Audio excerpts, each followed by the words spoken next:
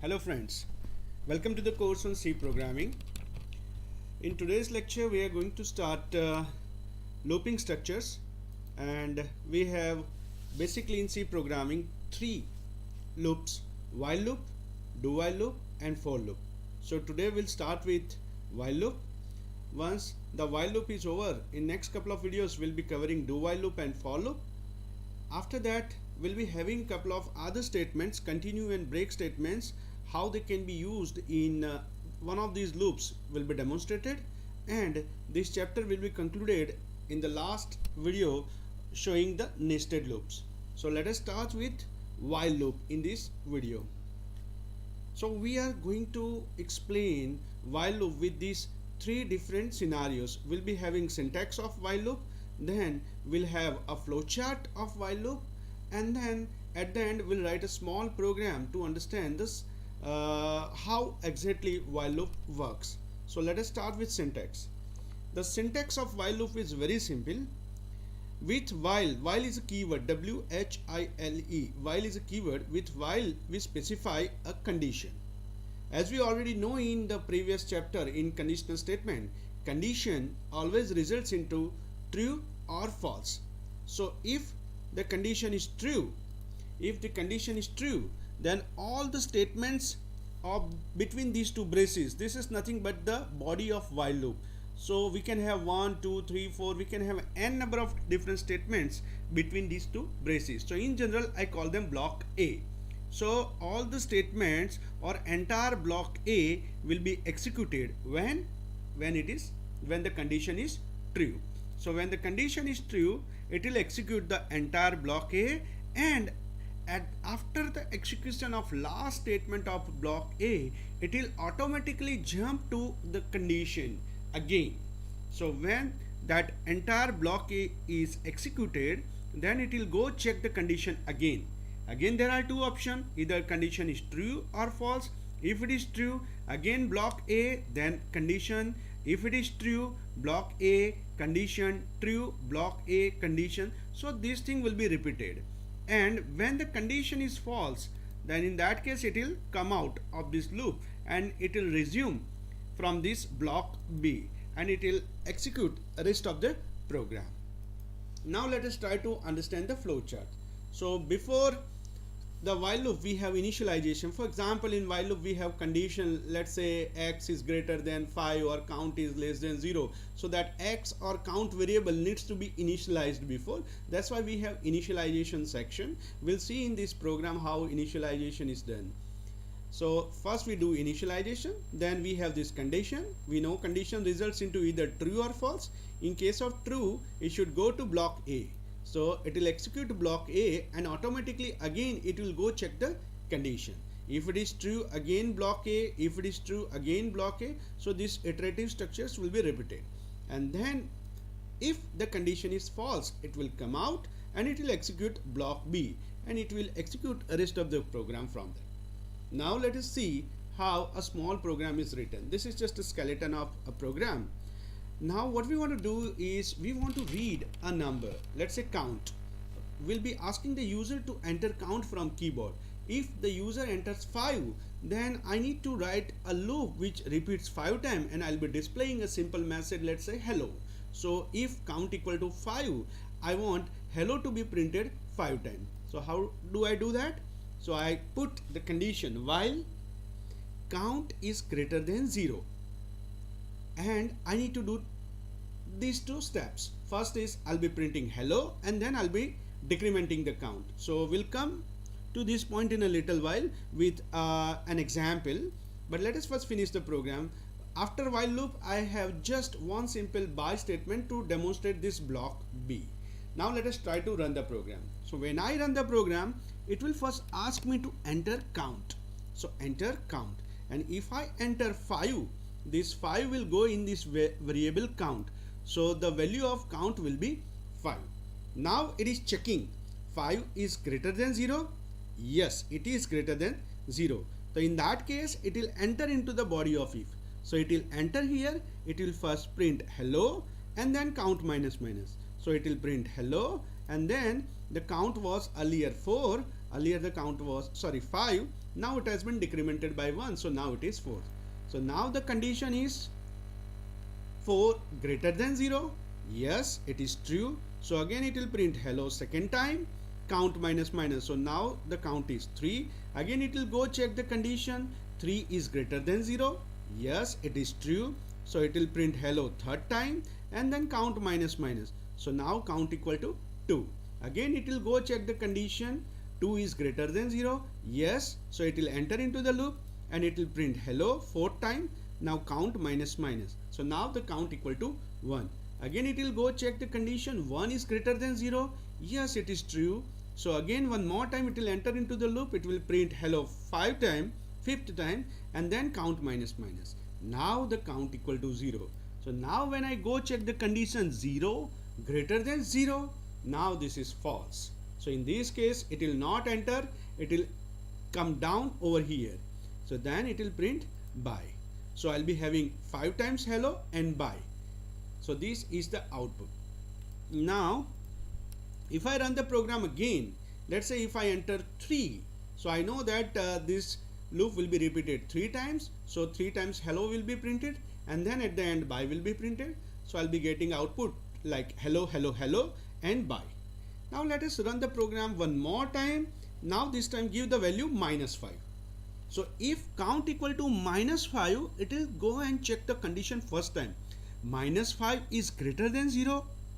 Now this is incorrect, this is wrong, this is false, this is not true. So in that case it will not enter and it will directly jump to by. So it will print by. So over here one thing is to be noted, that if the condition is false in the beginning itself, the body of while loop will not be even executed once. So that is why a special word is used over here, entry controlled loop.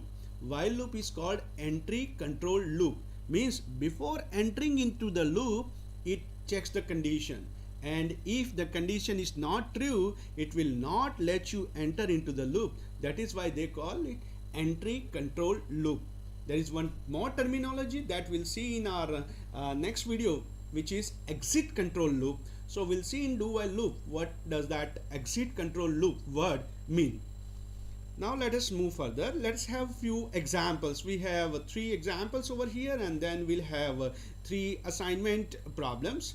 So let us first find out factorial of a given number. So you know that what is n factorial. So let's take a simple example. Say I want to find out 5 factorial. So I'll be inputting 5 and then my program should compute 1 multiplied by 2 multiplied by 3 multiplied by 4 multiplied by 5. So my program should give me 120 as output. So input is 5, output is 120. So let's talk about some variables. How many variables do I need? So let's call this 5 as input. I'll be putting in a variable called n. Then output I'll be putting in a variable called fact. And because I need to repeat the loop 5 times starting from 1 to 5, I'm using a variable k, which is ranging from 1 to 5. Now let us try to understand how does this work. So initially I'll be setting the value of fact equal to 1 and I'll be starting the k equal to 1. Then what I'm doing is fact equal to fact multiplied by k. So previous value of fact is 1, previous value of k is 1. So 1 multiplied by 1 is 1. And then I'm incrementing the value of k. So previous value was 1, now it is 2. Now again I'm multiplying fact with k. So previous value of fact is 1, previous value of k is 2. So 1 multiplied by 2 is 2. Again I am incrementing k. So now it is 3. Now next again I am multiplying fact with k. So previous value of fact is 2, k is 3. So 2 multiplied by 3, 6. Now k is incremented by 1. Now it is 4. Now again let's multiply fact with k. So now this 6 and 4 are multiplied. Answer is 24. I am again incrementing k. Now k equal to 5.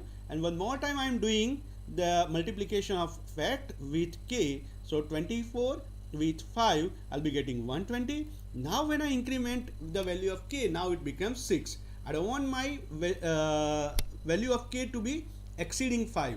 So with this case I'll be stopping my process.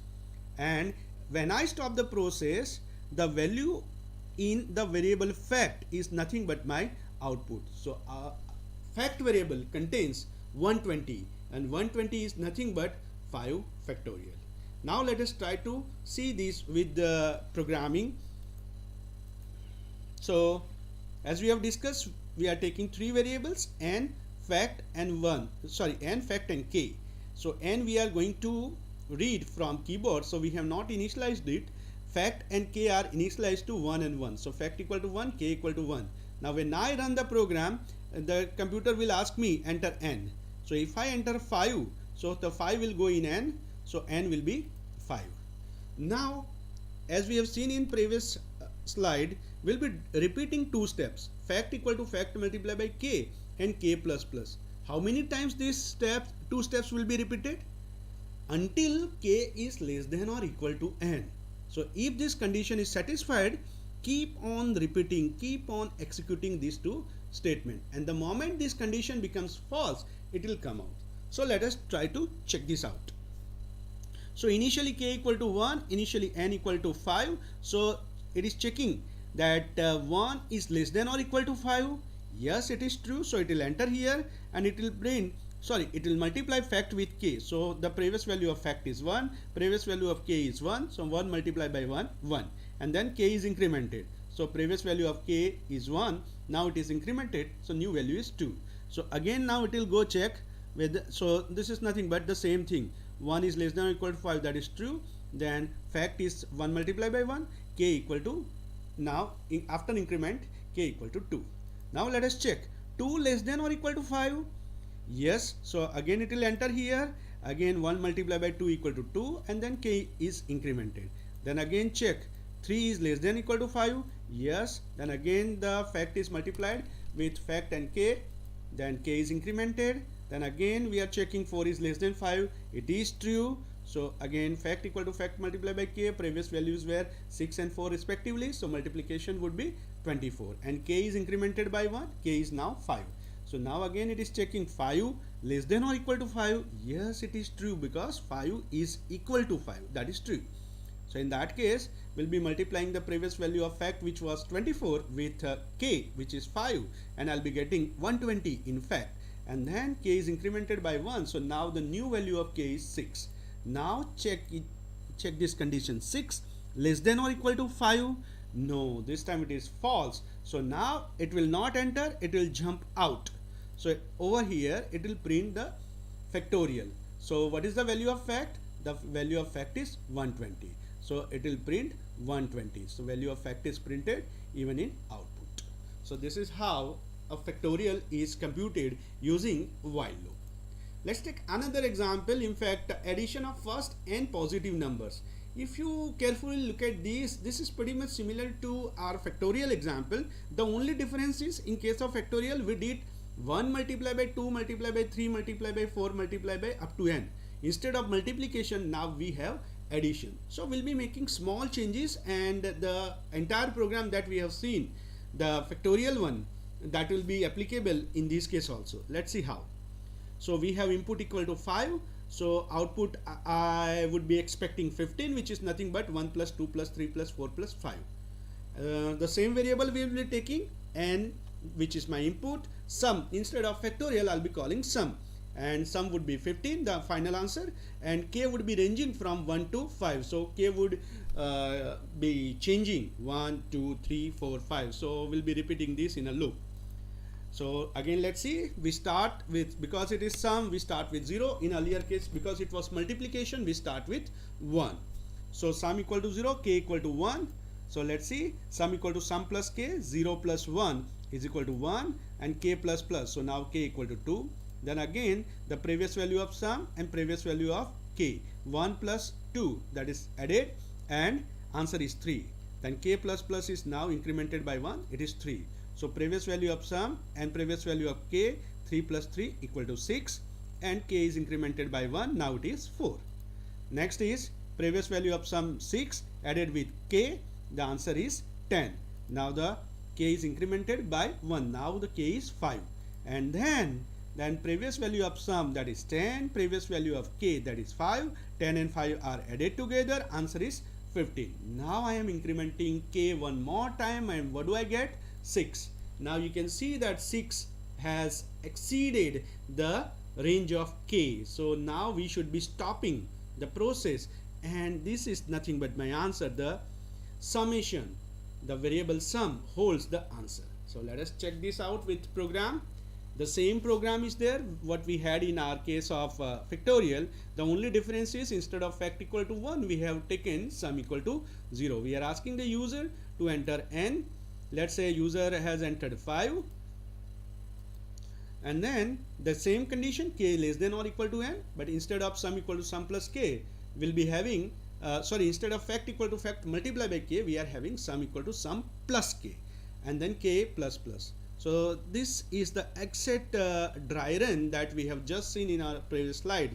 So I'm not repeating this. You can just pause the video and look at it, but at the end you would come to know that the variable sum would be having the final value 15, and the k will be having final value 6, because for that value 6 less than 5 this condition would be false.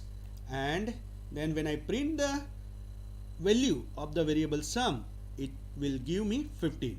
So it will give me 15. So I'll be getting output equal to 15. So let's now move to next example. This example is about adding individual digits of a given number. Let's say the given number is 1234, and if you separate all these digits 1, 2, 3, 4, and if you add them together, then I'll be getting some number. For example, in this case I'll be getting 10. So whatever the number is given, the digits, individual digits of that particular number are to be added together, and final result is to be displayed. So let's try to understand how the process is carried out. I have the number, let's say 1, 2, 3, 4. So what I'm doing, I am taking the last digit out, 4. Then again, now what I'm having is now 1, 2, 3. I'm taking the last digit out, so I'm having 3. Now 4 and 3 are added together, so what I'm getting is 7. Now out of this number 1, 2, I'm taking the digit 2 out, and then I'm adding this 2 with 7, so I'm getting 9. And lastly what I'm having is the last digit 1 that is added with 9, and what you get is the answer 10. What you get is the answer 10. So if you carefully look at it, there is basically the process is divided into 3 parts. First one is extracting the digit. For example, taking this 4 out of this 1, 2, 3, 4 number. So how do we do that? So if you carefully look at this expression, whenever we divide any round number, integer number by 10, in remainder you will be getting the rightmost digit. So if I divide 1234 by 10, I'll be getting 4 as remainder. So I'll be using this in our equation. Digit will be n. N is the number modulo 10. So whenever I'm using modulo 10, I'll be getting the last digit. So this is the way you extract the digit. Then second thing is, once the digit is extracted, I'll need to add. So I'm using one variable sum, and I'll be adding sum equal to sum plus digit. And once the number is extracted, now this 1, 2, 3, 4 should become 1, 2, 3. So for that again the simple logic is n equal to n divided by 10. So if n is integer, then if I divide 1, 2, 3, 4 by 10, I'll be getting 1, 2, 3.4. But because this is integer, the 0.4 part will be discarded. So if I divide 1, 2, 3, 4 by 10, I'll be getting 1, 2, 3. So then when I divide it by 10, I'll be getting 1, 2, 3. And now for 1, 2, 3, again I'll be doing these 3 process. Then for 12, I'll be doing this. Then for 1, I'll be doing this. Until what? Till you get 0 in the number. Till you get 0. Let's see how. So let us start doing the process with n equal to 1, 2, 3, 4. Let's find out the digits. I have used the same color code. So digit equal to 1, 2, 3, 4 modulo 10. So I'll be getting 4. And that 4 is added into sum. Sum initialized to 0. So 0 plus 4 equal to 4. Now I'm doing n equal to n divided by 10. So 1, 2, 3, 4 divided by 10. It is 1, 2, 3. In fact, as I said, because this is integer, the 0.4 part will be discarded, will be removed. Then for 1, 2, 3, I'll be doing modulo 10. So I'll be getting 3. And these 3 will be added with the previous value of sum, that was 4. So sum equal to 4 plus 3, 7. Now again, let's do this 1, 2, 3 divided by 10. So I'll be getting 12. Now I'll be operating modulo 10 on this 12. So 12 modulo 10 is 2. And now this 2 digit is to be added with this 7. So 7 plus 2 is 9. Then again I'll be dividing 12 by 10. So what am I getting is 1. So when I do 1 modulo 10, I'll be getting 1. And that 1 is to be added with the last sum. So 9 plus 1, 10. And at the end, when I divide n equal to 1 by 10, so it will be 0.1, but because of this integer nature of this number, it will be 0. So the moment n becomes 0, I'll be stopping the process, and at that time the value of sum would be the final output. So this is my stopping condition. So when n becomes 0 means until n is positive you can keep on doing it, and when n becomes 0 you'll be stopping. At that time the variable sum will be having the answer. Now let us have this thing in our C program. So we have 3 variables, n which will be reading from keyboard, sum is 0 initialized, and digit will be using that modulo expression over here. So we are asking the user to enter n. So let's say 1, 2, 3, 4 is enter. Okay, so this 1, 2, 3, 4, and then what am I doing is while n is greater than 0. So in previous case the 1, 2, 3, 4, 1, 2, 3, 1, 2, 1. So by that time we kept on repeating, but the moment n becomes 0, so 0 greater than 0, this is false, at that time we will come out. So then check this out. The initial thing is 1, 2, 3, 4 1, 2, 3, 4 greater than 0, yes.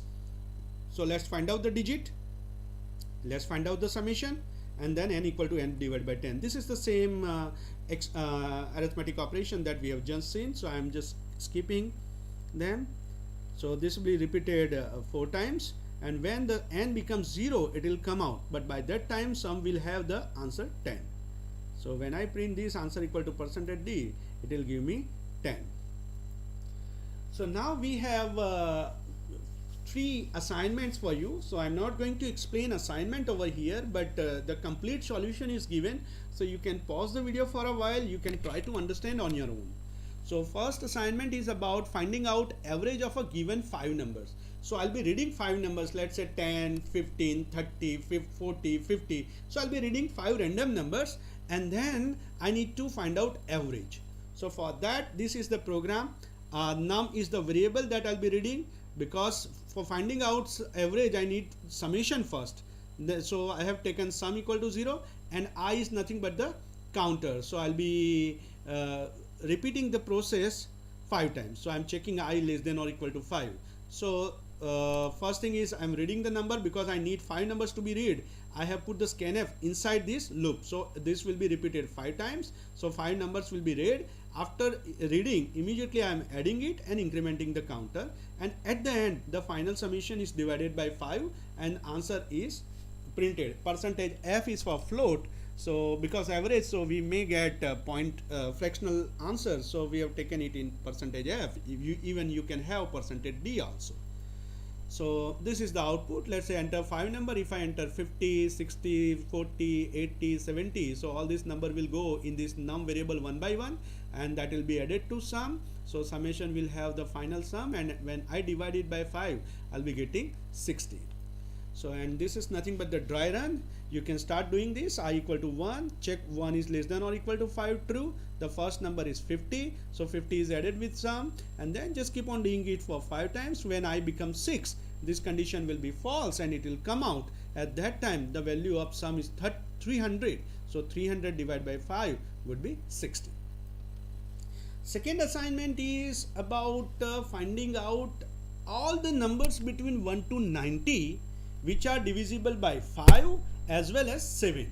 So all those numbers which are divisible by 5, which are divisible by 7 are to be printed. So if you just close your eye and think for a while, you'll come to know there are only 2 such numbers. One is 35 and other is 70. Because 35 is divisible by 5, 35 is also divisible by 7. And 70 is also the case where the number is divisible by 5 as well as 7. So for that, what we'll be doing, we'll be starting a number, let's say variable I from 1, and then we'll go all the way up to 90, keep on incrementing. and we are putting a condition. That this thing we have already seen in our conditional statement chapter. The operator we have already seen in our logical thing. So if you want, you can go back and look at those videos. And this is very simple condition, that if the number is divisible by 5, when I divide it by 5, and if the remainder is 0, that means it is divisible. So it has to be divisible by 5, it has to be divisible by 7. So if both these conditions are true, then and only then overall condition will be true. So for 1, 2, 3, 4, 5, 6, 7, 8, 9, for all those up to 34, both these conditions will not be true. For I equal to 35, this condition will be true and this condition will be true. So for I equal to 35, it will print me 35. And again for 36, 37 up to 69, this condition will be false, and for 70, again this condition will be satisfied, true, and true is true. So it will print 70 also. So what am I getting in output? 35 and 70. So this is just a simple table, though it looks little complicated. It is very simple. I am running value I from 1 to 90, and I am checking this condition. For 1, this is false, 2 false, 3 false, but for 35 it is true, and for 70 it is true. So for just 2 values it will enter over here. For rest of the values it will not enter. It will just increment the counter and keep on repeating. Next comes the last assignment, reversing a given integer. This is rather an interesting program. For example, the number given is 1, 2, 3, 4. The reverse should be like 1234 should be printed as 4321. This is what I want at the end. So this is my program. I've taken sum equal to 0, number that I'm going to read from keyboard, and I have put this logic. So I want you to spare some time over here. I have completely explained what exactly is being done in this statement. This is a magical statement. So if you spare a couple of minutes with pen and paper, you'll come to know that this will give me 1, 2, 3, 4 will be converted to 4, 3, 2, 1. So I want you to spare a few minutes and work on this. So this is the input and this is the output. So with this, I conclude this while loop. We have taken just 3 examples to understand the functions of functioning of while loop, and we have taken 3 assignments also. You can spare some time, and you can even watch this video repeatedly for the sake of understanding while. While is very important, because once you understand the while very clearly, very thoroughly, for you do while loop and for loop would not be a big deal. So in next lecture we'll be covering do while loop. So thank you friends for watching this video. See you in the next lecture. Till then, enjoy C programming.